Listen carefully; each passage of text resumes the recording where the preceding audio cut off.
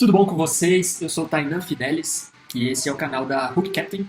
Nesse terceiro vídeo, eu quero falar um pouco mais tecnicamente quais são os meus pensamentos iniciais. Digo meus porque pode ser que o Eduardo também grave alguns vídeos nesse início de projeto para falar como ele enxerga é, o, o, o início, o meio e o fim do projeto Hook Captain, da visão dele, beleza?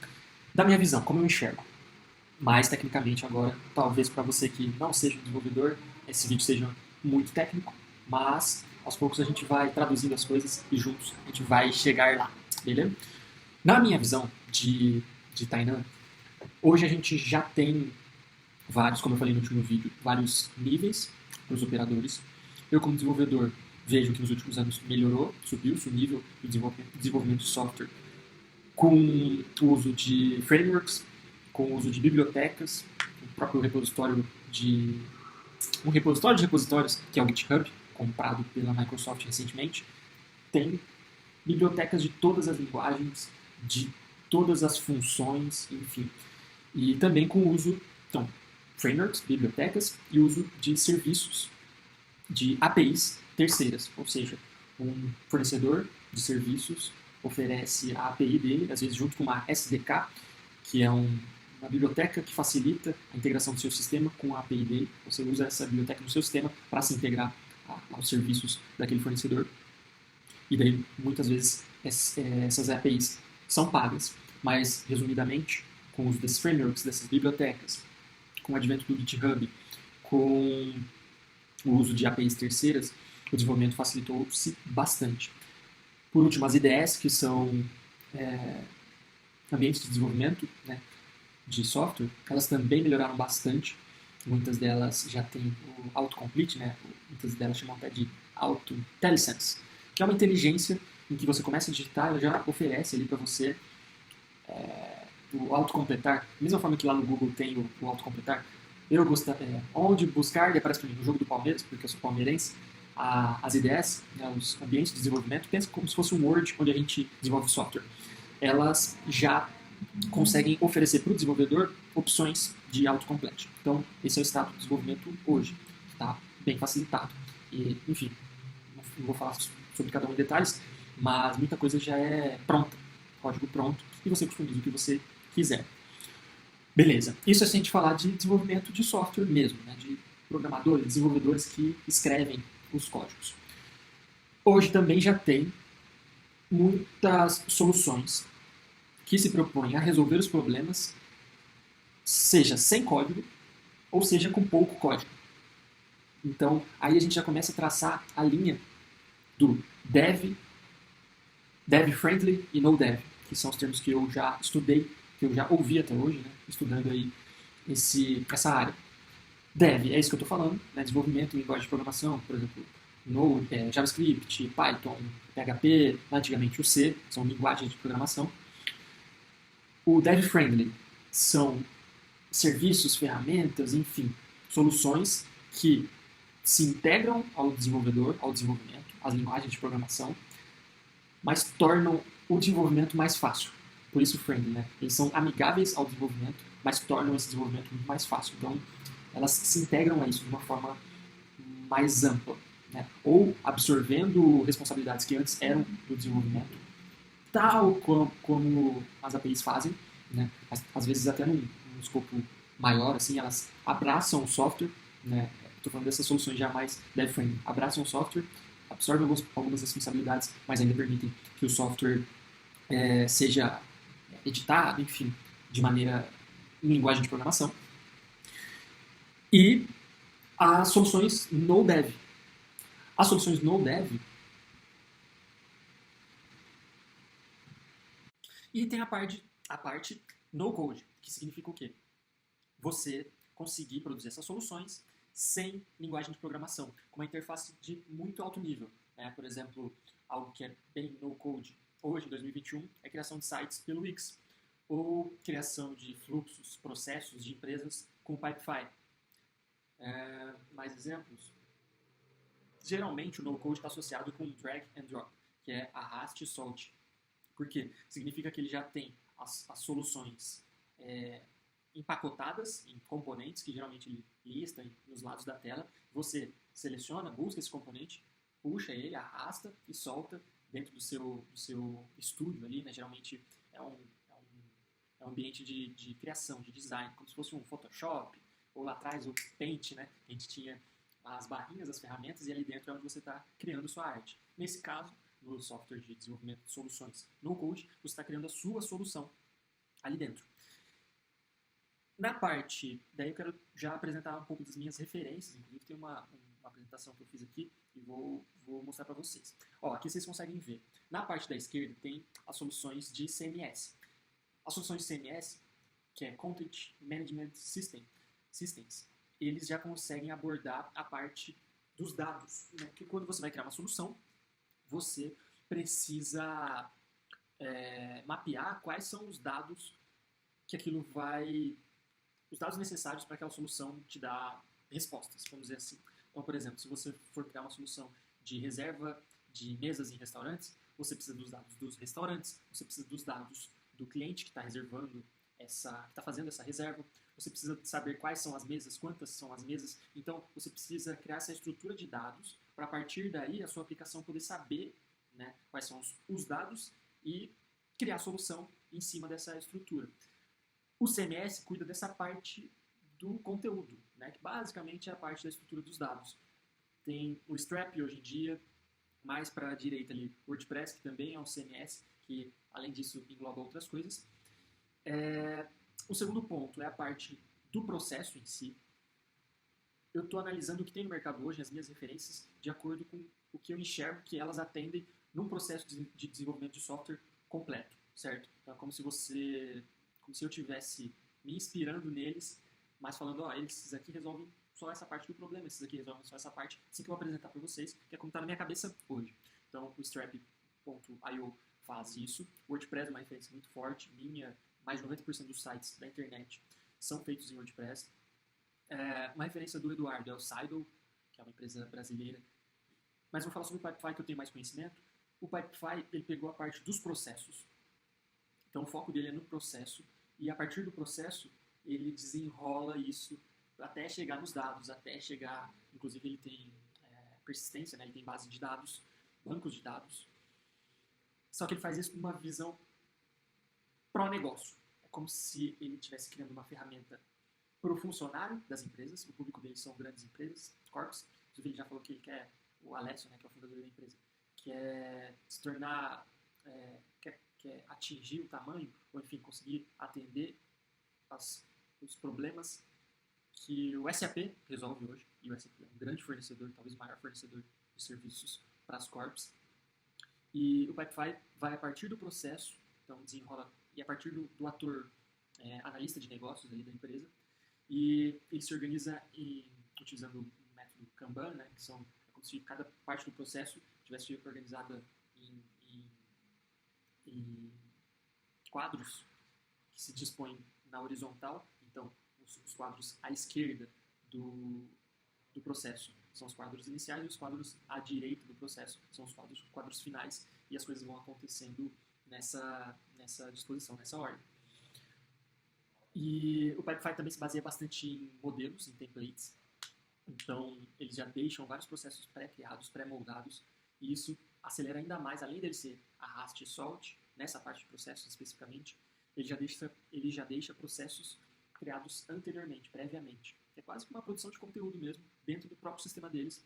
Isso é muito interessante porque, além de ser arraste e solte, você já tem um processo começado. Muitas vezes algo que você precisa resolver, você, agora estou falando como usuário do problema, ali, né? Quem tem o problema.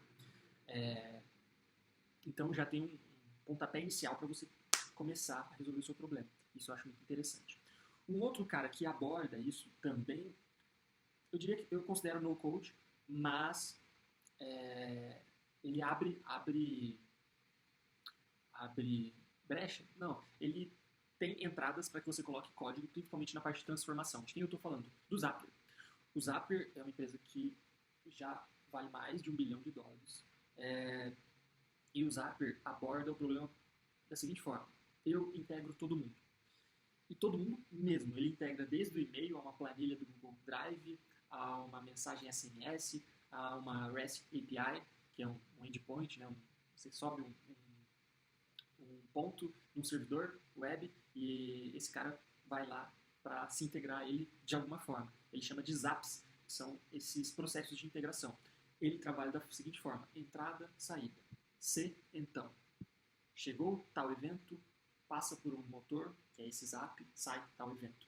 E esse motor pode, inclusive, conter outros serviços, outras APIs, tudo que ele se integra pode passar por dentro de um processo. Então pode ser, vou dar um exemplo simples, no nosso sistema de reserva de mesas, a gente poderia criar um ZAP que recebesse uma mensagem. Então a gente recebe uma mensagem, vou colocar por e-mail, poderia ser por WhatsApp, por exemplo, mas por e-mail fica mais fácil o exemplo.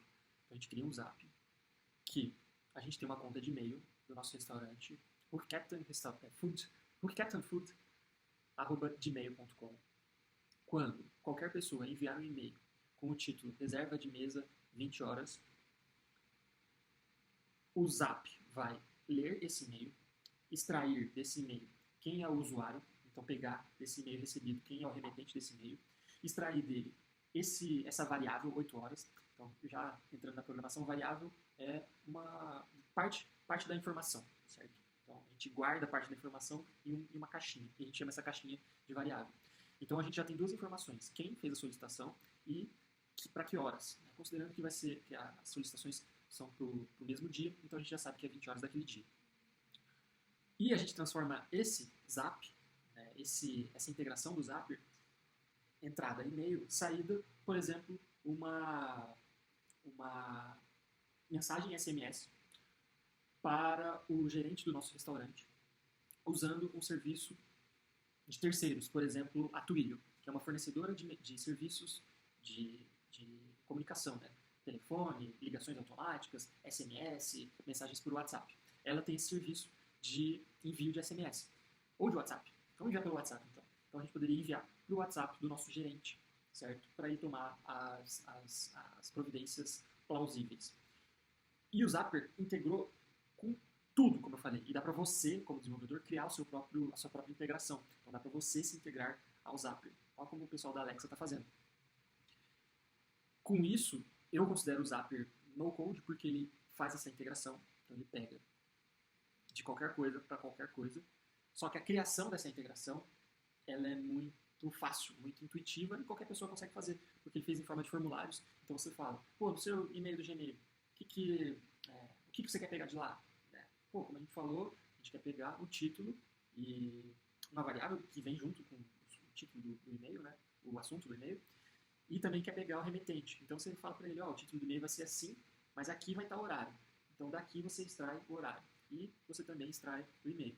E essas duas informações, você vai pegar elas e informar para o Twilio, que é o nosso serviço de envio de WhatsApp, vai colocar aqui o horário, aqui o remetente e, por último, para esse número que você vai enviar, que é o número do nosso gerente. Então, qualquer um consegue fazer isso, né? Porque é só você ir montando as informações. Então, eu considero isso no code. A parte de code, que eu diria que tem no Zapier, é que nessas transformações, você como desenvolvedor, eu daí como desenvolvedor, muitas vezes eu preciso fugir do padrão. Então, imagine que a integração de e-mail tem lá, eu posso pegar coisas do assunto, eu posso pegar o remetente, mas no meu caso específico, eu quero uma combinação de coisas. Ou eu quero pegar uma informação que a integração do Gmail não tem. Então, deixa eu dar um exemplo. Na assinatura do remetente vai ter a profissão dele. E no meu negócio, dependendo da profissão, eu consigo atender esse cara de uma forma melhor. Se for um diretor de empresa, eu vou atender de uma forma. Se for um atleta, um esportista, eu vou atender de outra, vou oferecer outros produtos. O meu negócio é interessantíssimo. Beleza, pode não ser interessante para um outro negócio. Porém, se houver essa necessidade, muitas vezes a integração padrão desenvolvida pela própria Zapier ou por o desenvolvedor do serviço inserido como uma integração Zapier pode não atender essas expectativas. E elas sempre vão existir. Sempre a gente vai querer estender alguma coisa, sempre a gente vai querer customizar, e mesmo nos projetos mais simples acontece isso. Essa corzinha não consigo mudar? Às vezes não dá por padrão para mudar, mas a gente quer. Então, esse é o problema, quando a gente precisa de algo que não está no padrão. E lembrando que o padrão foi criado para atender pessoas que não têm esse conhecimento profundo, certo? Mas acontece de principalmente quando as soluções vão se desenvolvendo, vão criando corpo, né, quando a gente quer deixar elas mais avançadas, isso vai acontecendo. O Zapier permite que você insira um pouco de código nesse sentido quando você vai transformar essas requests. Então, eu creio que ele não permite que você insira código para você obter coisas obter variáveis, obter informação de onde é que ela tenha vindo, mas ele permite que você use código para transformar coisas que você já obteve, variáveis que você já obteve, às vezes para um padrão novo, para um padrão diferente, certo? Um exemplo seria se você conseguiu obter o horário e a pessoa mandou lá 20 horas, só que escrito assim, 20H. O software, dependendo da sua integração final, pode ser que ele não entenda 20H. Você tem que passar ou 22.00 ou que você tem que passar 2021, maio, 15, 20 horas, certo? Por exemplo, no nosso problema, para a gente avisar o gerente 2 horas antes da reserva, para ele começar a fazer os processos dele. Então, a gente precisaria ter esse horário bem definido, porque não é só o gerente que vai utilizar, porque o gerente entenderia esse 20H, né, esse 20 horas sem estar estruturado para entendimento de software. Mas o nosso disparo via Twilio para o WhatsApp do cliente, do gerente, deve acontecer 2 horas antes do horário de reserva. Para isso, eu já preciso informar um outro software, um outro serviço. Então, eu preciso passar a informação estruturada para esse outro serviço, certo? Para isso, eu preciso transformar essa informação, porque eu tenho 20H, mas o serviço precisa de 22.00. Essa transformação, o Zapier permite você fazer. Ele já permite que você use código, porque veja, essa transformação muitas vezes não é óbvia. Né? 20H, às vezes o cara pode mandar 20 horas, ou pode mandar às 20. Então, nós, seres humanos, mandamos informação de maneiras muito plurais, eu diria. Então, isso passa a ser um problema, tá? O Zapier já começa a resolver com essas transformações daí codificadas em linhas de código, porque nem sempre as integrações vão conseguir atender a todas as possibilidades do software. Show! Mas aqui para baixo eu englobo bastante soluções. Heroku, AWS, Microsoft, Docker Hub, as soluções Git, né, GitHub e GitLab, na seguinte perspectiva. São fornecedores de serviços de infraestrutura, IaaS, Infrastructure as a Service, mais DevOps eu coloco ali, né, mais a parte de desenvolvimento para operação. DevOps, basicamente, é todo o processo de entrega desse produto que você está desenvolvendo até chegar na operação, na produção, certo? Até chegar no... Pensa numa fábrica. Desenvolvimento é você lá na fábrica, criando, costurando, tal, não sei o que, juntando blocos, tal, todo esse processo até a produção, que é entregar esse produto para o seu cliente. Se for um carro, por exemplo, é o carro chegar lá no seu cliente, ele pagar e obter esse carro na data que ele queria, nas condições que ele queria, na qualidade que ele queria. Então esse é o processo de DevOps, desenvolvimento de operações. Esses caras, Heroku, AWS, Microsoft, GitHub, GitLab, Docker Hub, eles já estão se preparando. Geralmente a gente chama de cloud esses serviços, né? São, principalmente AWS, Microsoft, Heroku também, um pouco disso. A Vercel é um novo, pelo menos novo para mim, mas um ator mais recente nesse setor, a Vercel. Eles permitem que você suba soluções.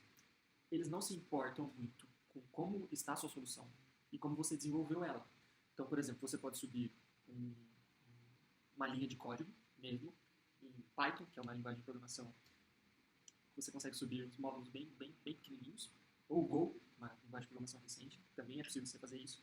E você sobe lá no servidor deles. E pronto, você está no cloud. Você está apto a bater nesse novo endpoint, lembra que a gente já falou disso? Que é um ponto que você oferece um serviço web. A AWS é um caso à parte porque ela oferece tudo. Né? Aliás, os 3 grandes atores já estão oferecendo tudo. Tudo que eu digo, em vários níveis de cloud eles já oferecem. Vamos falar sobre isso. Mas vamos falar então sobre a AWS, ou a Microsoft com Azure, e a Google com Google Google Cloud Services. Acho que é isso. mas eu acho que a sigla é GCM, não sei porquê. Enfim. O serviço mais básico seria eles oferecerem, quando eles oferecem uma máquina. É um servidor. A DigitalOcean também oferece isso. É um ator que também oferece isso. Quando você oferece uma máquina, um servidor, você oferece pensa no PCzão ali que tem na sua, que a gente tinha nas nossas casas, hoje a maioria é notebook, né? Eles oferecem isso e você consegue instalar nessa máquina qualquer coisa que você quiser. Qualquer coisa que você quiser. Inclusive, se você quiser usar essa máquina para você, como se fosse o seu computador pessoal, ótimo também. O único problema é que ele vai ter um delay, que a gente chama, que é o tempo da informação que você está enviando. Pensa no seu PC, você digita no teclado, a informação já chega, porque é o seu próprio PC, ali na placa-mãe, e ele resolve aquilo e já apresenta para você na tela, no seu próprio monitor, que faz parte do seu próprio PC. Quando você tem uma máquina lá na Amazon, na Microsoft, no Cloud da Azure, ou no Google, ou na DigitalOcean, você vai ter esse delay, que é o tempo de a sua teclada no teclado ir para lá e voltar. Se for aqui em São Paulo é mais rápido isso, se for lá em São Francisco, nos Estados Unidos, por exemplo, isso vai ser mais demorado. Mais demorado quanto? 300 milissegundos. Às vezes, 150 milissegundos para ir, mais 150 para voltar, 300 milissegundos de delay. É uma experiência que você já vai sentir que é diferente do seu próprio PC. A experiência de São Paulo geralmente é 100 ms, que é mais rápido. Mas a gente, como humanos, a gente percebe isso. Mas só para exemplificar que você poderia fazer isso. Você poderia usar esse PC como um PC mesmo. Então, esse é o patamar mais básico. Ele é muito dev, lembra da nossa barrinha? Ele está muito dev, porque se você oferece só um computador, você sabia que com o seu computador você pode subir um site? Com o seu próprio computador, poderia usar ele para subir um site? Pô, você não sabia? E dá. Mas você tem o seu computador e você não sabe. Então, ela é uma solução muito dev. Você precisa saber de todo o baixo nível, lembra que a gente já falou sobre isso, para poder oferecer, criar soluções. E não é isso que é o nosso intuito. A gente quer ir para o no-dev. Cada vez mais para o no-dev. Não sei se no-dev como ele é visto hoje, mas enfim. A própria Amazon, Google e Microsoft já têm oferecido serviços um pouco mais alto nível. Por exemplo, lembra que a gente falou que dá para criar uma linha de código em Python e subir, como se isso fosse subir para a internet, para a cloud, como se isso fosse um serviço que a gente poderia integrar de outro lugar, por exemplo, do próprio Zapier. O Zapier bater nesse nosso serviço web, certo? Nesse endpoint. Cara, para isso, para eu subir uma linha de código num arquivo Python que eu fiz, eu ter que ir lá na Amazon e contratar, né, alugar uma máquina, configurar essa máquina, subir essa máquina, esperar o iniciar dessa máquina e ao ela inicializar-se, aí sim, eu usar essa função Python, subo ela, usar não, né? Subo ela para essa nova máquina, que agora está na cloud, então eu falo, máquina, agora tem essa função. Precisa de algum servidor web, por exemplo, para PHP a gente usa o Apache, para JavaScript é o Express, que eu acho que é o servidor do Node.js. Enfim, subo um servidor web em cima do meu computador, que é um servidor servidor de PCs mesmo. Envio esse arquivo e a partir desse momento esse servidor está servindo esse arquivo em determinada rota, aviso para o servidor web qual é a rota, ou seja, www/tal/tal/ transformador de horário, por exemplo, que é a nossa função Python. E libero o firewall e daí eu estou apto a bater nesse endpoint. Cara, são muitos passos, é muito dev. Então, o que esses próprios servidores cloud já fizeram? Eles criaram camadas um pouquinho mais no dev, ainda é muito dev, mas a nossa linha é um pouquinho mais para cada linha, de forma que eles conseguem oferecer o serviço de que você suba não mais uma máquina, mas você suba blocos de conhecimento. Vou dizer assim. Por exemplo, você pode subir desde um grande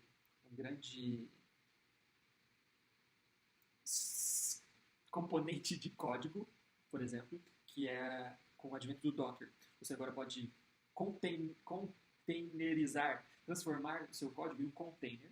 Você manda, ao invés de você falar para a Amazon, suba um servidor e faça o upload nesse servidor desse arquivo, instale nesse servidor um servidor web, configure esse servidor web de determinada forma, você faz essa programação, servidor web, o próprio arquivo que já vai subir junto com esse servidor web, você faz na sua máquina, você faz de forma local. Você gera um pacote disso, que no Docker chama-se de container, e você manda essa informação, esse container, certo? Você manda para a Amazon, ou para o Google, ou para o Azure, da Microsoft.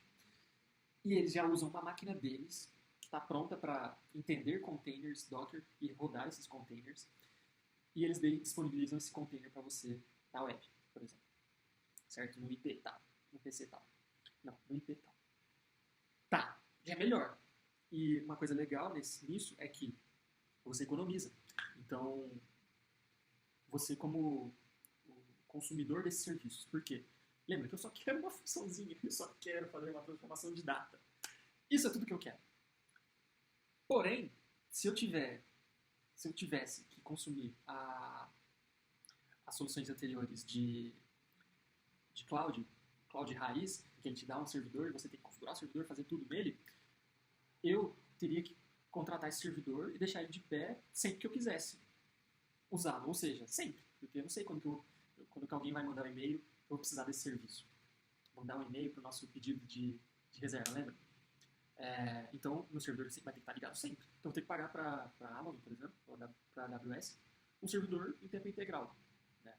E muitas vezes, para subir um servidor web, você já vai precisar de um servidor com requisitos básicos que já não são os mínimos, por exemplo. Você já precisa pagar uma quantia considerável. Né? Não muito, é pouco ainda, mas uma quantia considerável. Então, isso gera custo.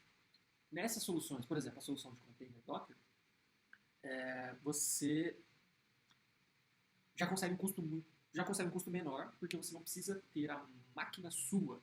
Isso tem custo para a Amazon, para ela reservar lá, ó, ele quer tanto de memória, ele quer tanto de CPU, ele quer esses recursos, eles precisam reservar isso junto com eles. Isso custa para eles e ele te cobra por isso. Se você vai subir um container, isso já é mais escalável, uma palavra que a gente vai usar aqui bastante. Significa o quê? Pô, tanto eu, dono do container, dono do serviço web, preciso de menos recurso do que... Eu não precisava de tudo aquilo lá. Eu precisava de menos. E tanto o cloud, né, o fornecedor de infraestrutura, pode otimizar a utilização dos recursos deles, então oferecer espaço, né, oferecer o serviço para servir esse container mais barato para mim. Por quê? Porque agora eu não estou reservando um pedaço de memória, um pedaço de CPU deles. Eu estou falando, cara, sirva isso aqui, certo? E ele que lide com isso. Né? Então, ele consegue oferecer serviços de maneira melhor, porque ele consegue gerenciar melhor. Às vezes ele não precisava de tantas máquinas para atender todo mundo. Ele consegue com menos máquina, menos CPU, menos memória, atender todo mundo. Por quê? Agora as pessoas estão enviando as aplicações. Falar já de aplicações, putz, vai ter muito conceito na nossa jornada aqui. E vocês vão ter que ir e voltar. Mas enfim, as pessoas estão enviando isso de maneira mais otimizada para eles. Porém, mesmo servindo containers, o container ainda fica na cloud 24 horas. Por quê? Ele é um servidor, no nosso caso. Então, subiu, ele está lá, respondendo requisições. Então, ele já usa menos máquina, com isso o cloud consegue te cobrar menos. E você também não tem os custos. Não só os custos, mas também o custo, né? O problema de ter que subir um servidor, de ter que configurar esse servidor, de ter que configurar... Não, você já manda containerizado e você já sabe que vai funcionar lá na frente. Funciona no seu PC, vai funcionar lá na frente. Lá na frente em produção, lembrando do DevOps. Lá na operação, na entrega. E, mais recentemente, a Amazon começou a oferecer, e daí muitos outros fornecedores, tais como a própria Vercel e o Firebase também tem isso, mas a Amazon começou a oferecer as Lambda Functions, que também é dev, ainda não é no dev, mas já está ajudando a desestruturar essa montagem dos serviços. De que forma? Então, tínhamos o servidor que a gente tinha que configurar, subir, pagar por mês para usar. Viemos para os containers, que ele empacota toda uma aplicação junto com o servidor web, junto com o que você quiser, no caso do Docker, mas enfim, ele empacota tudo isso e manda para lá. E você tem containers, que pensa, é um pouco maior do que As Lambda Functions, que são basicamente você enviar código por cloud para os provedores de infraestrutura como serviço. Então você envia pedaços de código para a Amazon, por exemplo. Eu mando aquela linha de código Python para a Amazon, dou play e PT. Ela roda para mim a minha linha de código Python.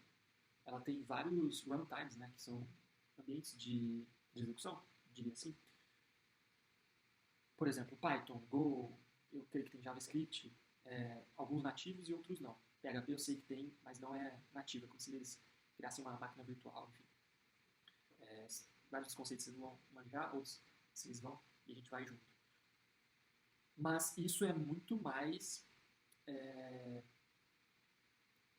não diria mais avançado, porque depende muito, e a gente que está trabalhando com camadas de abstração. Dependendo do jeito que você olha as coisas, você vai entendê-las de formas diferentes, da forma que você quiser, na verdade. A gente está falando sobre dados, e dados não são coisas físicas, não é como essa almofada aqui. Dados depende da forma que a gente quer observar eles e da forma que a gente entende eles como verdade, vamos dizer assim. Tão abstrato que não tem como a gente falar. Então, que é melhor ou pior. Mas o fato é que quando você sobe uma função lambda, você está totalmente desestruturado. Isso é bom para uns lados e é ruim por outros. O lado bom é que isso é muito fácil de testar. Isso tem bastante a ver com...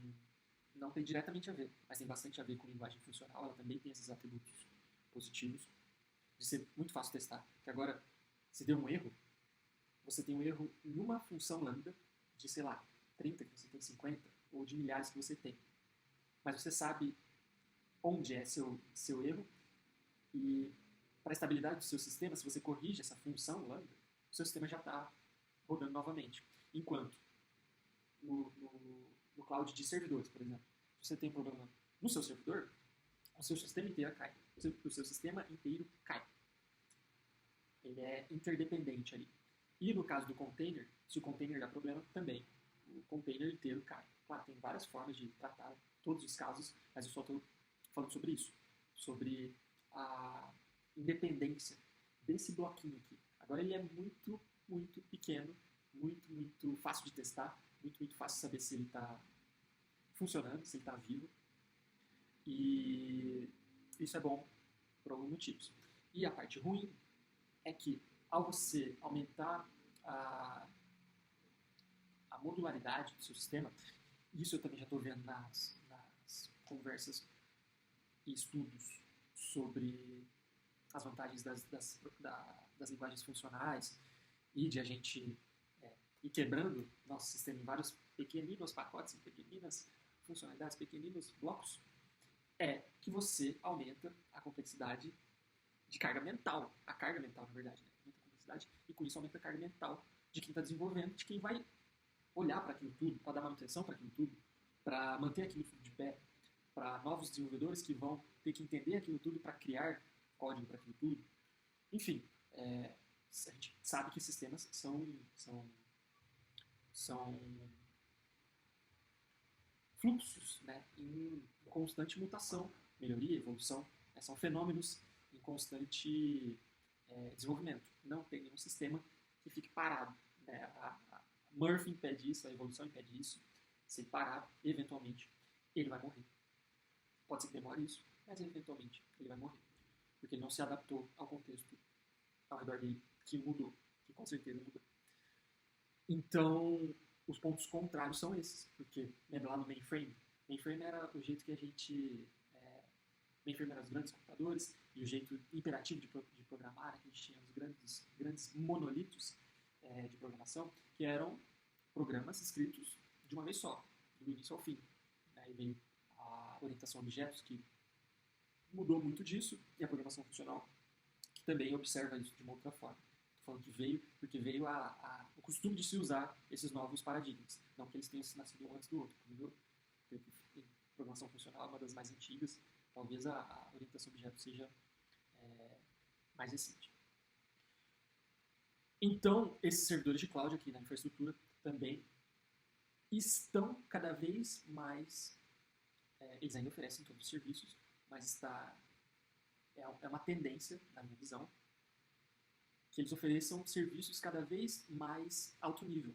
Ainda é no nível de desenvolvimento, porém, você vê, a gente como desenvolvedor não necessariamente precisa saber de servidor ou mexer em servidor para subir um serviço web, o que há 5, 6 anos atrás era necessário.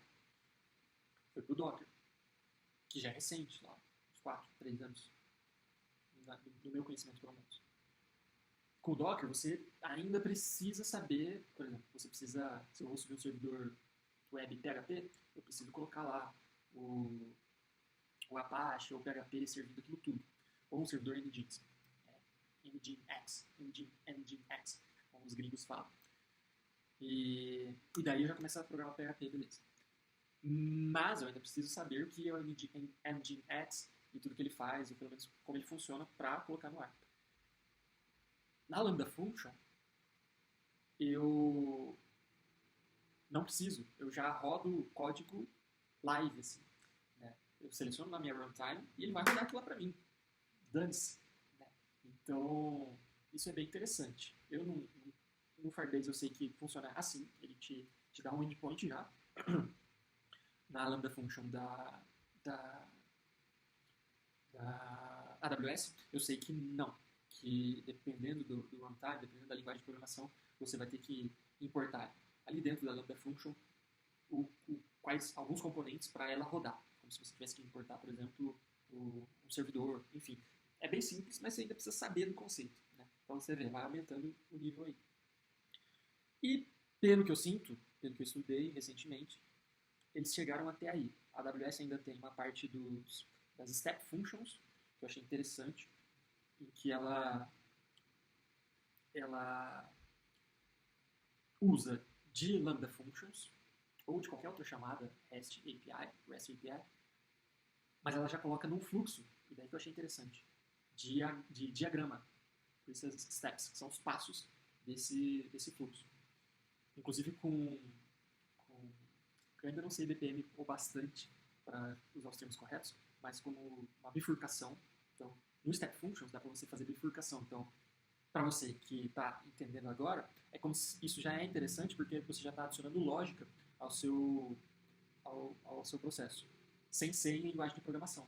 Então, a bifurcação, quando ela é alto nível, por exemplo, um diagrama, já quer dizer que você, no alto nível, ou seja, no nível de diagrama, você já está tomando decisões lógicas. Por quê? Quando você bifurca, aqui, vá por aqui ou por aqui, quer dizer que você tomou essa decisão baseado numa informação. Por exemplo, caso o pedido seja feito antes do nosso restaurante, lembra do nosso problema, seja feito antes do meio-dia, mande para esse gerente. Se for feito depois do meio-dia, mande para aquele gerente. Então, o que muda para o nosso provedor de serviços da Twilio? O telefone do gerente. Então, aqui vai chamar a mesma função do Twilio e aqui a mesma função do Twilio. Porém, aqui com esse número de telefone e aqui com o outro.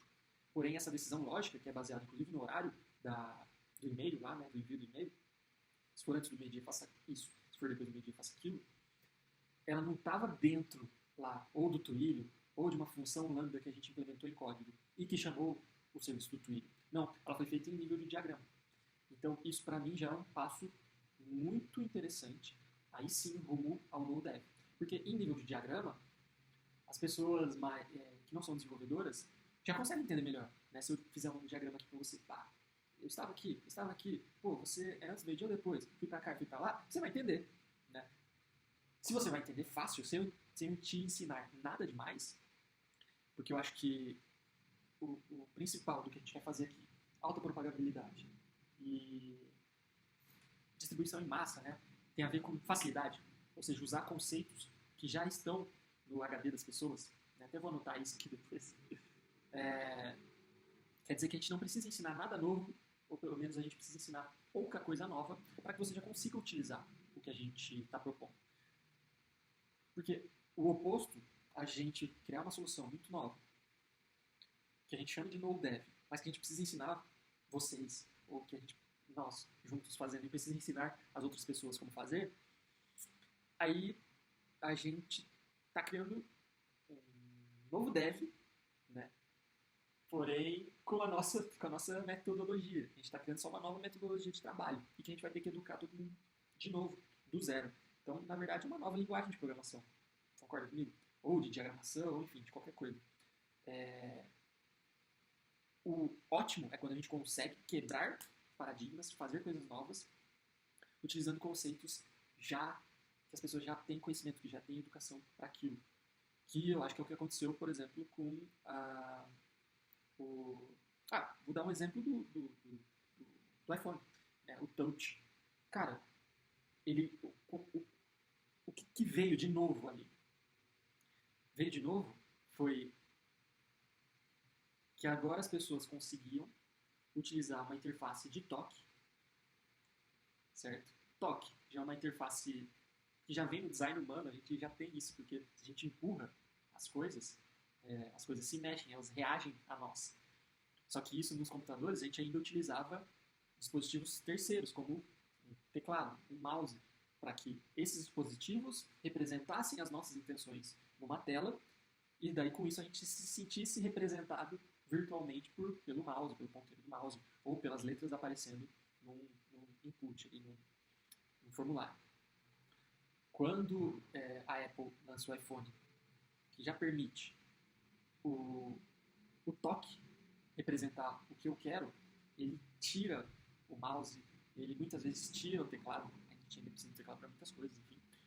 Mas enfim, o deslizar, ele inclui várias formas de comunicação mesmo, né? Porque a gente está comunicando, uma interface, a gente está comunicando para a máquina alguma intenção nossa, que são humanas, são coisas mais fáceis, porque elas já estão ensinadas para nós, a gente já nasce com elas. Né? A gente já sabe que apertar e as coisas reagirem, se eu apertar esse copo, a água espalhou. Então ele já reage a mim, então isso já é algo ensinado.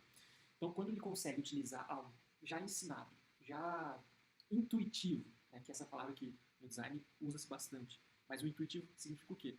Cara, não preciso aprender uma nova coisa, um novo conceito para conseguir operar aquilo, porque eu já sei operar aquilo. Então eu pego aqui e eu já saio fazendo. Esse é a grande sacada, na minha visão. Então, voltando lá, a gente deve conseguir melhorar as coisas sem criar novos conceitos.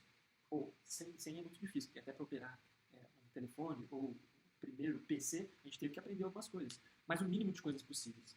Daí a gente consegue distribuir e escalar para muita gente. Por quê? Porque as pessoas vão realmente conseguir criar soluções tecnológicas com os conhecimentos que elas já têm.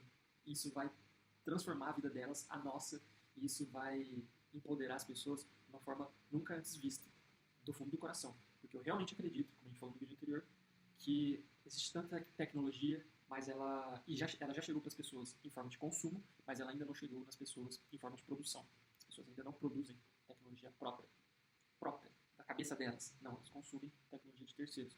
Mas a gente ainda não produz essa tecnologia. Inclusive, a gente está oferecendo os dados para o povo, para as plataformas obterem esses dados e fazerem mais coisas para nós, e a gente só como consumidor disso tudo. Não que isso seja errado, não sou contra, sou a favor. Dados têm que estar aí para as plataformas usarem e, na minha visão, para todo mundo usar. Acho que eu, um pesquisador, uma faculdade, deveria ter esses dados também para a gente beneficiar a comunidade como um todo. E eu acho que o blockchain vem aí para resolver muitas dessas coisas. Pelo menos eu tenho fé nisso. E o vídeo já está ficando bem longo, mas eu quero fechar esse ciclo, porque isso mostra as minhas referências hoje, 15 de maio de 2021, para isso que a gente está tratando. E se vocês tiverem mais referências para nos passar, a gente vai trocando ideias aqui, beleza? Mas eu acho que referências são um ponto fundamental, assim, não para a gente copiar, mas pelo menos para a gente entender o que está sendo feito, o que há de bom nisso, o que há de ruim nisso, ver mais ou menos a tendência do que deve acontecer, o que está acontecendo, o que pode acontecer no curto e médio prazo, e para a gente pensar como deveria ser, e daí, na nossa visão, livre de qualquer referência. Né? Claro, usando sempre elas como uma base, mas livres para criar. E acho que essa é a graça, como eu falei no primeiro vídeo, dos começos. Livre para criar qualquer coisa. Talvez até mudar grandes coisas e quebrar paradigmas, claro, sem impor muitos novos conceitos, enfim, mas melhorando o jeito que as coisas são feitas. À direita aqui, eu coloco... Vou começar lá por cima. App Stores e integrações plugáveis. Eu coloco o Moodle, o WordPress e o Shopify. Vou colocar o Shopify também nesse grupo. São o quê?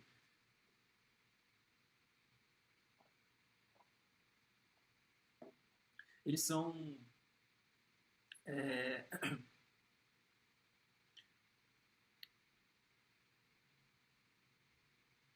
eles já são plataformas, eu colocaria assim. O WordPress é mais um framework, código aberto. O Shopify já é uma plataforma. O outro que eu citei é o Moodle. O Moodle também é uma plataforma, mas tem código aberto se você quiser estender ele. Enfim. E que se propõe a fazer determinadas coisas, no caso do WordPress, gestão de conteúdo, apresentar conteúdo na web, como posts, produtos, enfim, qualquer tipo de conteúdo que você quiser apresentar. No caso do Moodle, a parte de educação via tecnológica, né, educação à distância, mas fazer essa gestão do problema educação e resolvê-lo na web. E no caso do Shopify, o problema de lojas online. Resolver o problema de lojas online. Como? Pela plataforma deles. Então eles criaram uma estrutura. E veja, é dev, é no dev. Cara, aí a gente já vai para uma área meio cinzenta, porque ela é no dev, mas ela já também puxa partes de negócio. Né? Veja, esses caras já têm, eles já são, no inglês é opinionated, acho que é isso, né? Mas eles já têm opiniões próprias, as plataformas já têm opiniões próprias. Lembra que até então, a gente estava falando de cloud ali, na cloud você pode subir uma solução, um serviço para qualquer coisa. Ela não tem ela não tem opinião. Né? Ela não fala, ó, vamos por aqui. Quando você vai para um WordPress, ele já, foquei em conteúdo. Quando você vai para o Shopify, já foquei em lojas online. Não dá para você criar, sei lá, um carrinho, um robô no Shopify. Não, ele focou em lojas. Né? E então, por isso a área cinzenta, porque ele já pega uma parte de negócios. Mas eu gosto, e vou colocar aqui nas minhas referências, por quê? No caso do WordPress, ele é genérico. Então, dentro da área que ele escolheu, você consegue criar qualquer coisa. Ele não se... Dentro da área, ele não criou opiniões. Então, ele criou opinião. Ó, essa aqui é a minha área. Mas dentro daquilo, com o WordPress, você consegue fazer qualquer coisa. Como eu falei, você consegue criar blogs, mas você também consegue criar, por exemplo, lojas. Ele é um concorrente do Shopify, inclusive. Porque lojas são o quê? São um repositório de produtos. E o produto já é um conteúdo, porque ele tem uma foto, ele tem uma descrição, ele tem um preço. Ele é um conteúdo, no final das contas. E comparando com algo que não seja conteúdo, por exemplo, o problema que o Pipefy resolve, de processos. Cara, um processo de contratação de RH, por exemplo, a requisição de uma pessoa, né, quando ela se propõe a participar ali do seu processo de contratação, o currículo dela não é um conteúdo, né, a solicitação não é um conteúdo, são dados, sim, que fazem sentido para tal processo, mas você não vai expor ele nas redes, criar um site dos currículos que enviaram para você. Né? Não é esse problema que você está buscando resolver. Então, no caso do WordPress, ele molda isso. Né? Coisas que geralmente você vai publicar e vai disponibilizá-las para que outras pessoas consumam e passem por ali. Tá? Mas dentro de conteúdo, você pode fazer tudo. Né? Você pode criar campos, seu produto pode ter campos a mais, pode ter fotos, pode ter vídeos, pode estar disposto de determinadas formas. Ele não te limita nisso. Inclusive, ele permite que você estenda isso, certo? Que você consiga criar mais coisas utilizando os conceitos do WordPress. Tá? Então, você consegue estender o WordPress. É como se, quando você chegasse nos limites do WordPress, no que ele te oferece, você ainda conseguisse criar mais coisas utilizando a metodologia do WordPress, utilizando a própria plataforma do WordPress, mais coisas criadas por você, que também tem a ver com plugins, que a gente vai falar logo em seguida. O Shopify já é menos extensível, mas ele se propõe a atender todo esse problema de lojas online. Ele já é muito mais no-dev, na minha visão, claro, pegando a parte de negócios, lembrando que ele não é genérico, ele tem opiniões, quero falar de lojas, quero resolver o problema de lojas, e ele é muito mais no-dev no sentido de que ele apresenta formulários e qualquer um pode responder esses formulários. Claro, ele vai chegar no momento que ele fica complexo, então não é fácil criar qualquer loja Shopify. A sua primeira loja, né, o Getting Started, então, início rápido, você vai conseguir, qualquer um vai conseguir. Mas criar qualquer loja no Shopify, por exemplo, criar a, sei lá, americanas.com, Shopify, provavelmente vai ser uma tarefa bem difícil. Mesmo sendo no-code, mesmo sendo com várias seleçõezinhas. Caso seja possível criar um americanas.com dentro, né? Porque, lembrando, como a gente falou antes, chega um momento do ciclo de evolução do software que você precisa de coisas muito customizáveis que essas plataformas no-code podem e geralmente não conseguem atender. Esse é o limite do no-code. E esse é o limite que a gente tem que pensar bastante na nossa solução, porque a nossa solução não pode ter fim. Né? Ela tem que ser extensível, tal como o WordPress é. Nem que a gente tenha que abrir ela para código aberto. Acho que isso é um must, assim. Não sei se abrir para código aberto seja a resposta, mas ela tem que ser extensível. O criador do Elixir, o José Valim, brasileiro, ele, inclusive sobre metaprogramação, ele fala bastante sobre isso. As linguagens têm que ser extensíveis. No nosso caso, a gente não vai criar uma linguagem, pelo menos eu acho que não. Talvez no fim vire uma, mas a gente tem que criar um algo que seja extensível. Porque não pode ter fim. A gente não pode... Por exemplo, o meu medo como desenvolvedor é eu utilizar um padrão de desenvolvimento, ou um framework, ou um produto, enfim, um serviço, e daqui 5 anos eu não consiga sair dele. Por exemplo, eu não consiga sair dele de forma fácil, certo? Se eu não conseguir sair dele, eu estou locked in ali, travado dentro, já é um no-go, né? Não vá por esse caminho. Por quê? Porque eu não posso depender de uma empresa, por exemplo, ou qualquer projeto que eu for fazer, e que eu pense que vai ser médio e longo prazo, eu não posso depender de um serviço, principalmente se ele for proprietário, né, privado. Caso eu vá depender dele, eu tenho que ter vários métodos para eu sair dele, ou seja, exportar, salvar, enfim, traduzir para, mas basicamente exportar para um outro tipo de abordagem daquele problema. E eu preciso poder estender. Por exemplo, se aquele serviço, aquela plataforma, aquele framework, aquela metodologia, se eu chegar no limite dela e eu quiser ir além dela, eu preciso que ela esteja preparada para que eu consiga dar esse passo utilizando os conceitos, os métodos dela, ou seja, que eu não tenha que sair dela para que eu consiga estendê-lo. Acho que isso é fundamental.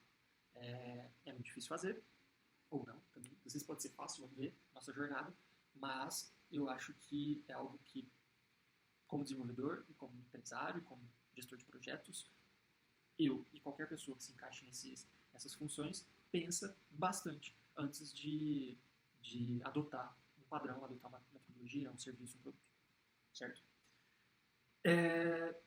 E o WordPress tem isso, o Shopify também tem isso, não do jeito que o WordPress tem, mas de uma outra forma, com o uso de plugins. O WordPress também tem plugins, mas além disso ele permite a extensibilidade dele de forma mais raiz mesmo, mais baixo nível, como a gente já estava falando dos níveis. Os plugins do Shopify são, tal como as integrações do Zapier, pacotes de código que você consegue integrar na sua loja online, no caso do Shopify, é esse problema específico, para que sua loja online agora, além dessas funcionalidades, dessas funções mesmo, que ela já consegue atender, ela atenda essas funções, mais essa, mais essa, mais essa, mais essa. Certo? Então você dá poderes a mais para esses recursos que você já tem via plataforma. Então, esses recursos são os recursos nativos. Quando a gente fala nativo, é o que já tem construído naquela plataforma, naquele produto, naquele serviço, naquele framework. Então, o que é nativo já é dele. Quando não é nativo, você busca de outros meios, né? Então, no caso do Shopify, de plugins, para dar essa funcionalidade ou responsabilidade, ou enfim, estender isso aqui que ele ofereceu de maneira nativa. E com o uso de plugins, ele mantém essa característica no code, por quê? Porque o plugin ele é fácil de você integrar. Né? É como um plugin, por exemplo, do Shopify. O Shopify já tem um meio de pagamento. Então, quando você tem uma loja, você sobe ela rapidão lá, tá pronto para você vender. Só que o meio de pagamento aqui é o do Shopify. Por exemplo, vamos dizer... eu vou dar um exemplo bem banal para vocês entenderem. Claro, pode ser que eu tenha espectadores muito avançados que vão entender qualquer exemplo que eu dar, mas aqui a gente quer propagar e distribuir, e ser livre e ser entendido por muita gente. Então, educando. Vamos dizer que o Shopify só atendesse por cartão de crédito. Então, o único meio de pagamento que ele aceita é cartão de crédito. Mas na sua loja específica, você é brasileiro e no Brasil tem o Pix e você quer aceitar pagamentos por Pix. Nos Estados Unidos não tem Pix. Ou se tiver, não é o mesmo processo, não é o mesmo nome, enfim. É diferente. E você quer atender o Pix. Mas o Shopify, ele é americano, eu acho. E ele não implementou Pix, por razões óbvias. Ou não. Mas você consegue... Algum desenvolvedor pode implementar esse plugin que aceita pagamentos Pix. Ele, primeiro, se integra ao Shopify. Então, ele cria esse pacote, essa solução, né, de uma forma que o Shopify aceite e entenda, top. Né? Então, é como se ele se credenciasse como um fornecedor de serviços para o Shopify. Então, ele faz isso e depois disso, ele fica disponível no repositório de plugins do Shopify. Então, o Shopify geralmente vai aceitar esse plugin. Isso é chamado de store, né? É uma loja de plugins também. Dentro da loja de lojas, uma loja de plugins. Então, meta isso, né? Mas vem comigo aqui. E com isso, ele continua sendo no dev porque quem teve a preocupação de se integrar tudo que o Shopify pede, as integrações, a parte técnica, foi o desenvolvedor desse plugin. O usuário desse plugin, que é o mesmo usuário que vai criar a loja no Shopify, ele continua sendo no dev, por quê? Ele vai só usar esse plugin. Então ele vai lá na loja de plugins do Shopify e vai falar, putz, pagamento com Pix, instalar, instalar. Como vai instalar? Isso foi o desenvolvedor e o Shopify que se resolveram, que se negociaram, enfim. E com isso, esse usuário aqui continua sendo no dev e na loja dele agora, além dos requisitos do Shopify, ele tem os requisitos das funções que o Shopify já atende de maneira nativa, ele tem pagamento por Pix de maneira fácil, né? É a mesma ideia, na verdade, de você, das App Stores do celular. App Store da Apple e a Play Store do Google. Elas funcionam da mesma forma. O desenvolvedor fala com a App Store, desenvolve, faz a parte, né, técnica. E o usuário do celular só vai lá, pô, que legal esse aplicativo, instala para ele, beleza, certo? Então, esses caras também estão ali numa área cinzenta, porém, eu já considero eles um pouco mais no dev. O Shopify bem mais, o WordPress e o Moodle menos, mas não muito menos. Porque o WordPress também tem essa parte dos plugins. E mais perto do Shopify, aí já vindo para as realidades mais perto do no-code atual, o Wix.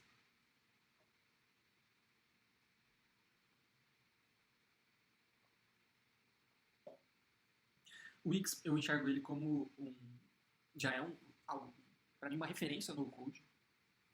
Ele é um construtor de sites. Agora eu lembrei do Canva também. O Canva é um construtor de gráficos, né? Design, por exemplo, imagens, enfim, que não tem nada a ver com código, mas o jeito de montar as coisas, os templates, lembram bastante, que é o arraste e solte. O Wix é bastante disso. Ele, até onde eu sei, né, não consigo acompanhar com muita frequência o desenvolvimento dessas plataformas, mas até onde eu sei, ele já é muito bom em sites estáticos, ou seja, sites que você quer mostrar um conteúdo fixo para qualquer tipo de usuário, como um site de apresentação da sua empresa, por exemplo. E muitas pessoas já conseguem usar o Wix. Muitas pessoas, assim, no dev mesmo, já montaram sites Wix que eu conheço, porque ele é bem fácil mesmo.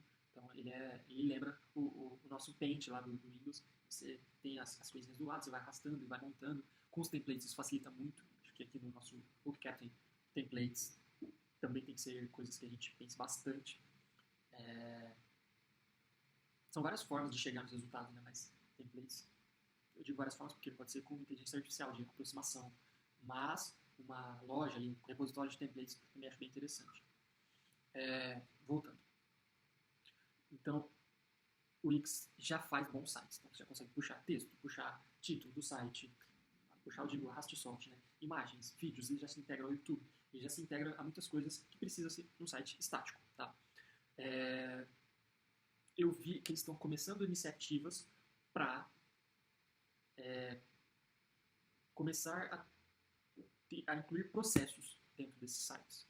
Como, por exemplo, o login. Quando você fala de login, você já não está mais apenas apresentando informação. Você está buscando informação e fazendo alguma coisa com ela.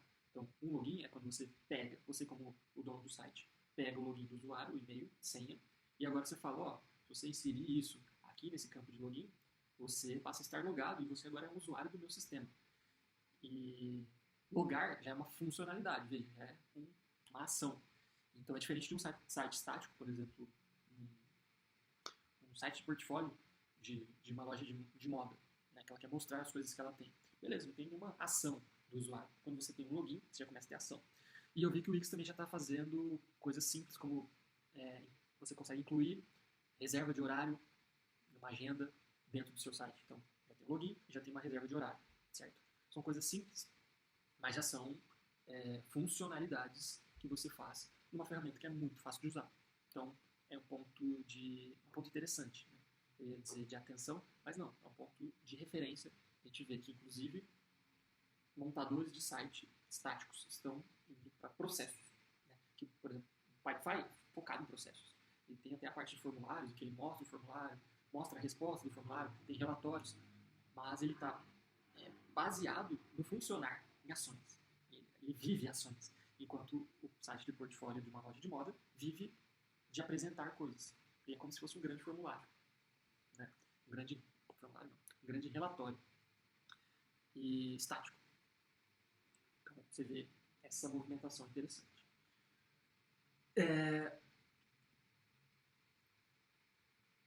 Mais perto do Wix, eu vou deixar por último esses. Antes da... Tá, o que eu vou deixar por último são sistemas de no-code para sistemas mesmo. E os que eu estudei já foram OutSystems, Mendix, tem um brasileiro aqui, que é...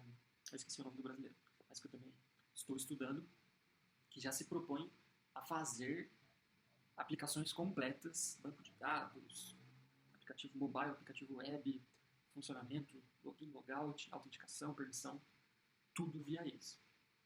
Ousados e acho que é talvez uma referência mais perto do que a gente se propõe. Eu digo ousados porque o que a gente se propõe é mais ousado ainda, né? Mas enfim, ousados porque isso é ousado. PT. Tá, por quê? Porque por causa dos limites, lembra que eu falei? E quando você chega no limite, lá do Zapper, por exemplo, ele permite que você coloque código. Então, quando você se propõe a ser no-code, esses caras são no-code, tal como eles. Mas, ou você, quando chega nos limites, faz o cara ser dev, né? No dev, perdão. No-code, no dev, não sei se é muito diferente essa. Vou ter que estudar isso, se no-code e no-dev é diferente. Mas enfim, eu estava usando no-dev e vou continuar nele. E acho que são diferentes, sim. Mas enfim, quando você se propõe a ser assim, você vai ter um problema que são os seus limites. Lembra da extensibilidade que eu comentei.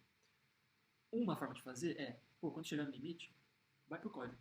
Ou seja, o seu limite, como no code, no dev, é o limite da sua plataforma. E quando o seu usuário, o seu criador, ali, designer, chega no limite da sua plataforma, ou ele tem que saber código, ou ele não pode mais usar a sua plataforma. Por quê? Porque ele não consegue mais resolver aquele problema. Esse é um jeito de abordar.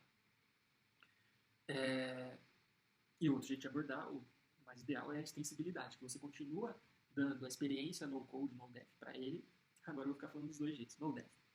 Para ele, para esse seu designer, para o seu usuário, e ele consiga ir galgando objetivos maiores. Vou falar deles por último. Antes, falando das nossas stores. Valve, Play Store e YouTube. Eu gosto muito, principalmente da Valve, porque eles unem alguns conceitos. Eles unem distribuição. Então, quando o seu criador cria, seu designer cria nela, ele já tem usuários compradores dessa loja, desse repositório desse repositório de coisas aí, né? Que no caso da Valve é repositório de jogos. No caso do YouTube é um repositório de vídeos. No caso da Play Store é um repositório de aplicativos. Mas todos eles já têm consumidores junto com eles. Então eles já são um canal de distribuição, além de outras coisas. Quais são as outras coisas? Eles são uma plataforma, então, sendo plataforma, como a gente estava falando lá, dos IaaS, Infrastructure as a Platform. São plataformas por quê? Porque em cima deles você tem a infraestrutura. Então você não precisa comprar seu computador físico. A Amazon tem o computador dela e ela te oferece. Por isso é uma plataforma. No caso das stores aqui, plataforma as a service, Valve, Play Store e YouTube eu considero plataformas como serviço, elas hospedam as suas soluções. No caso do YouTube, os seus vídeos. No caso da Play Store, ela hospeda o seu aplicativo, Play Store ou App Store. O desenvolvedor envia para ela. E ela guarda e ela publica para os consumidores dela, para os usuários da loja dela mesmo, da própria loja. E a Valve também. Então, elas hospedam, como se elas guardassem essa sua solução no coraçãozinho delas e distribuíssem para os usuários dela. E além disso, elas oferecem mais coisas, né? Elas oferecem aí serviços também. Por exemplo, a Play Store, a App Store, ela já oferece o serviço de notificação dos usuários. Então ela permite que além de você ter o seu aplicativo, você notifique todos os usuários que tiverem iPhone, enfim, dispositivos Apple, iOS. Então ela te oferece o serviço de notificação push, por exemplo. Ela te oferece o Apple Payment, que é o serviço de você pagar do seu usuário, né? Pensa que você é um desenvolvedor de soluções, criador de soluções, do seu usuário, pagar pelos seus serviços pelo meio de pagamento da Apple. Muita gente até acha esse assunto um pouco controverso porque eles obrigam isso, mas é um serviço. Porque senão você teria que fazer isso na unha, ou enfim, oferecer o serviço gratuitamente e cobrar eles por fora. É um serviço que eles oferecem.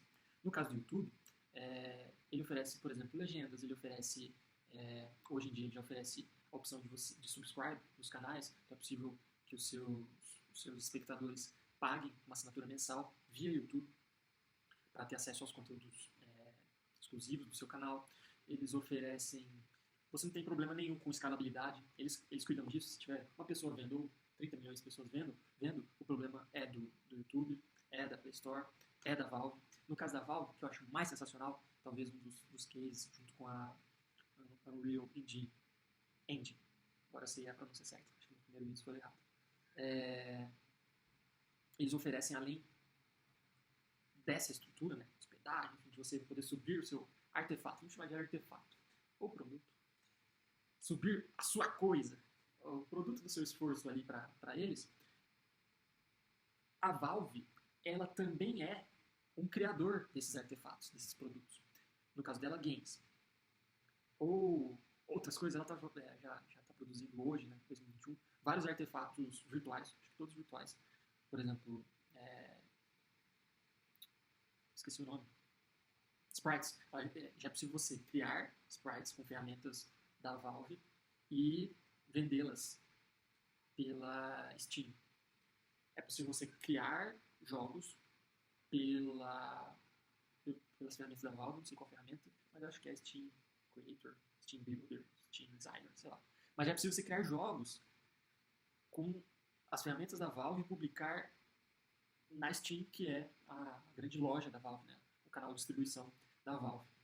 E também distribuir seus jogos em outros canais que não sejam a própria Steam. Mas isso para mim já é muito mais interessante, porque ela, além de ser a plataforma, ela também é o canal de distribuição e ela é o designer, o builder, a ferramenta que você utiliza para criar aquele seu artefato. Entende? Então, ela é a plataforma que monetiza tudo isso. Então você cria a sua coisa por ali, você encontra os seus consumidores da sua coisa por ali, e você vende para esses consumidores da sua coisa por ali. Joia? Agora, tem um ponto mais interessante da Valve ainda, que é você, como eu falei, tem os sprites. Os sprites podem ser feitos por qualquer designer, E você, como jogador, pode usar esse sprite no seu jogo, beleza? Mas o que eu queria destacar é, você, como construtor de jogos, né? Então, você está construindo um jogo para você vender na Steam, por exemplo. Você pode consumir artefatos, ou seja, sprites ou pedaços de jogos, estruturas de jogos, criadas por outros criadores de jogos. E usar essas estruturas, tais como você usa nos plugins do Shopify, para o seu produto final. Só que daí você usa para o seu produto final. Diferente do Shopify, em que é algo, o plugin é algo para o seu usuário. Não sei se eu estou conseguindo ser muito claro, mas é como se no Shopify você está, e no WordPress, por exemplo, você está incluindo a maioria dos plugins, o fim deles é para o usuário final, certo? Você cria coisas para melhorar a experiência do seu usuário final e para eles utilizarem. Na Valve, você também pode fazer isso. Né? Por exemplo, um sprite num jogo já criado, você está fazendo um sprite para quem? Para o usuário final. Mas você também tem soluções para você como criador. Então você pode comprar ou utilizar gratuitamente soluções feitas por outros da comunidade que ajudam você como criador a criar o seu próprio produto para daí sim entregar para os usuários finais. Sempre o valor final é para o usuário final, obviamente. Mas eu acho essa diferença sintomática. Talvez seja uma classificação, uma categorização que tenha feito na minha mente e a gente esteja falando da mesma coisa, mas eu sinto que a Valve é especial nesse sentido. E eu não canso de falar que jogos são algumas das coisas. Jogos. É uma das coisas. Os jogos são. Enfim. São algumas das coisas que estão de mais avançados na nossa sociedade. Os jogos são locais onde a gente tem que aprender bastante coisas. Aprender coisas com jogos. Além do que, eles podem ensinar muito as nossas crianças, já têm ensinado. Enfim, acho que jogo e educação tem muito a ver uma coisa com a outra. Então, Valve, Unreal Engine são caras que eu ainda tenho pouco conhecimento sobre. O que eu falei para vocês aqui é bem, bem raso, mas que eu acredito muito, bastante. E tem que estudar mais, inclusive. Acho que eu vou fazer um curso. Se vocês tiverem dicas aí, me passem, tá? Por fim, talvez sejam esses caras os caras que estão mais perto do que a gente vai acabar produzindo. Mas talvez não, vamos ver. Tem mais dois grupos de caras que eu quero falar. E depois o último, que são os Power Apps ali, os caras que são os construtores de apps da nossa geração. Né? Antes deles, eu queria falar dos BPMS. Também é algo que eu estou começando a estudar, estou raso ainda, mas já vi que tem BPM, Business Process Management, e o S é de software. Então, software para a gestão de processos de negócios. Que, na minha visão, para a gente ter algo que realmente impacte o empreendedorismo e os negócios e as vidas das pessoas, a gente passa por empresas que... Empresas são a forma que a gente criou como sociedade de tirar um pouco do risco da pessoa física para poder servir os outros e ganhar por isso. Acho que é isso. Na minha visão, isso são empresas. Não tem diretamente a ver com acumular dinheiro. Acho que isso é o que o capitalismo trouxe. Mas empresas, não. Acho que empresas servir outros por uma recompensa em grana. Não, você tem que acumular essa recompensa, enfim, indefinidamente. Acho que não é esse o jogo. O jogo é gerar valor e ser recompensado para você ter recursos para você fazer o que quiser, inclusive gerar mais valor. É assim que eu penso. BPM, voltando. Ferramentas BPM, software para BPM. O que eu estou estudando recentemente é o Camunda, mas tem o... estudei recentemente. Mais conhecido lá. Esqueci. Porque o Camunda me impactou bastante. E são ferramentas. BPMN é uma notação, BPM, que basicamente ela tenta traduzir processos de negócios para uma notação, uma linguagem que todo mundo entenda, compreenda e concorde. É um protocolo, basicamente. É universal, global. O BPM é famoso no mundo aí e utilizado no mundo, tanto que tem essas ferramentas que o utilizam. E essas ferramentas tratam de olhar os problemas de negócios a partir da visão do analista e não da visão do desenvolvedor. No desenvolvimento tem as UMLs. Unified Model Language. Vou checar aqui se é isso, mas eu acho que é. Que é importante. Modeling. Unified Modeling Language, que é a UML. Voltando ao BPM, basicamente, o que eles propõem resolver é achar um jeito padrão de lidar com problemas e soluções para negócios. O que acontece no negócio? Um processo. Quem está envolvido, quem precisa fazer, quanto tempo a gente espera, quanto tempo a gente não espera, quem pode tomar essa decisão, quem não pode, como a gente avalia se está tendo desperdício ou não. Tudo isso são coisas que a gente usa para gerir os nossos negócios. E dá para você traduzir tudo isso em uma linguagem BPM, N, que é a Annotation, certo? E esses softwares, então, por exemplo, o Camunda, ele é um software para você traduzir o seu negócio para essa linguagem. Então você consegue lá montar como se fosse um grande PowerPoint ali, só que em vez de você modelar slides, você está modelando, arrastando, soltando os processos da sua empresa. Tá? Business Management Process. Processos de gestão da sua empresa. Isso. E achei muito rico porque ele não tem limites. Quando as coisas não têm limites, são coisas muito boas. Por exemplo, o alfabeto, o alfabeto alfanumérico nosso, é muito bom. E esses protocolos que não têm limites, lembra que a gente está falando de problema, você fazer uma coisa, ela não é extensiva, ela tem um limite. O BPMN aparentemente não tem limites, ele compreende qualquer processo de negócios. Por isso, o Camunda, que é um cara que eu estou estudando, que é um BPMS, ele vai da visão do analista de negócios para o software. Então, você consegue representar o seu processo de negócios ali, você consegue simular ele, você dá um play lá e começa a rodar uma bolinha que vai passando pelo seu processo. Isso é legal. Mas, além disso, você consegue que naquela representação do seu processo, no final é sobre isso, né? Sobre como a gente representa as coisas, o mundo e informações. Modelos são isso.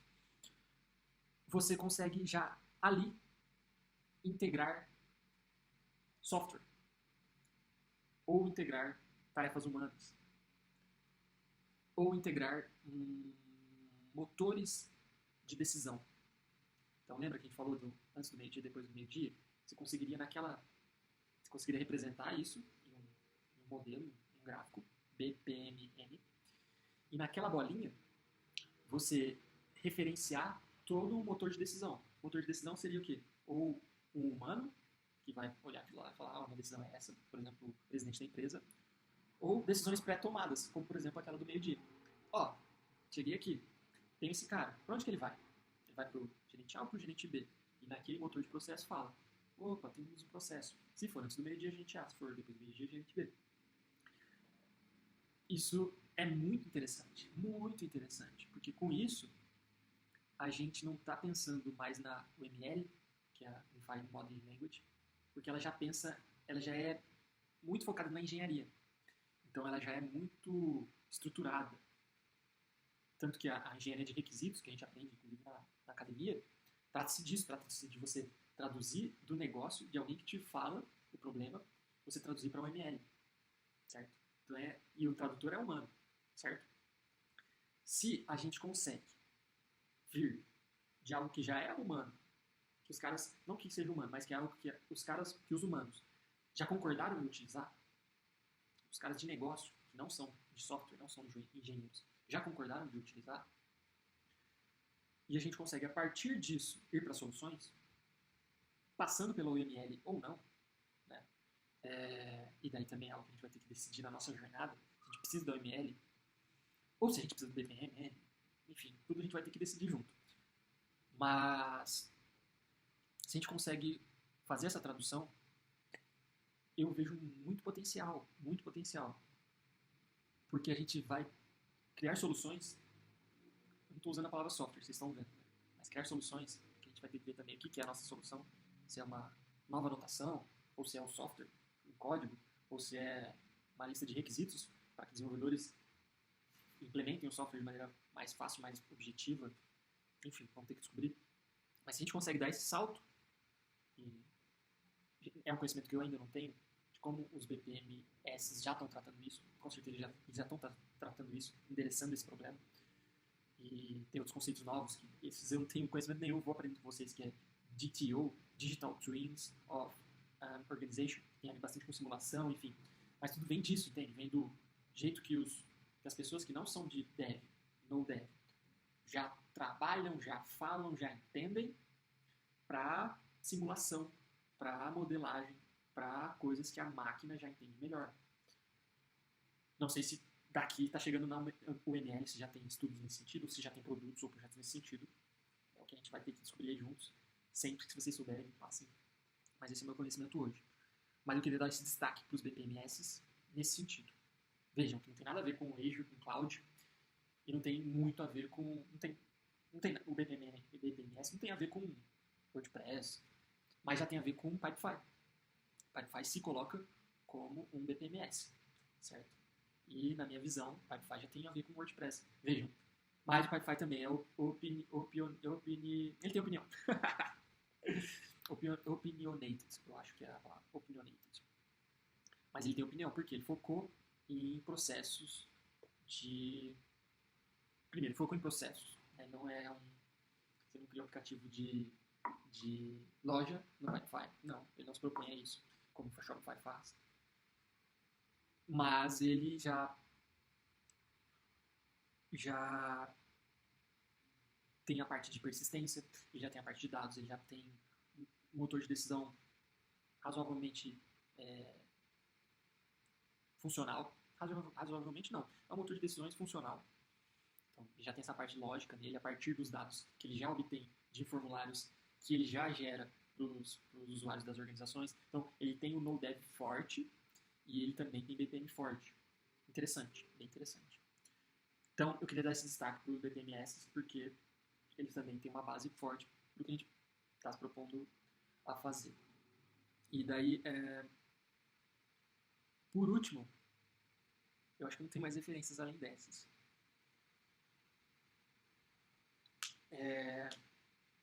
Por último, aí sim, os criadores de apps que eu conheço. Que OutSystems, Mendix e outros similares, né? Power Apps, eu acho que é da Microsoft. Como eu falei, eu estudei muito bem assim, só um. Muito bem não, estudei superficialmente um, Mendix. Já vi que a interface dele, cara, é bem dev, apesar de vender o no dev, né? Ele é bem dev, no sentido da metodologia. Eles não se Vejam, já não precisa bater código. Joia. Não precisa sim, na maioria das vezes, né? Na maioria dos cenários, não precisa.